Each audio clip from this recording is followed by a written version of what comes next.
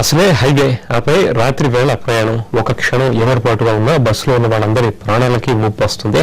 అటువంటిది డ్రైవర్ నిద్రపోతే పరిస్థితి ఎలా ఉంటుందో ఊహించుకోండి. ఇటువంటి ఘటన ఈ తెల్లవారుజామున హైదరాబాద్ శివార్లో జరిగింది.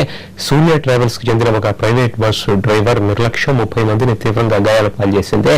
అతివేగంగా నిద్రలో జోగుతూ బస్సు నడిపాడని ప్రయాణికులు వాపోతున్నారు.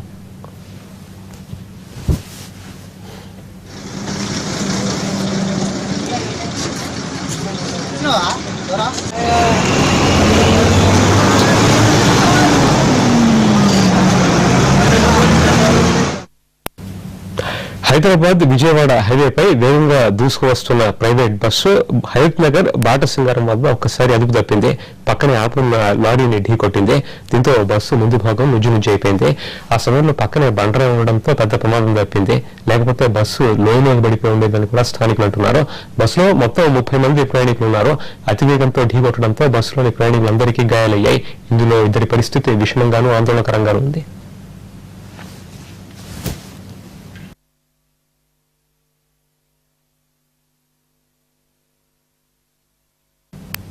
న్యూస్ ఆన్లైన్లో చిన్న బ్రేక్ తీసుకుందాం.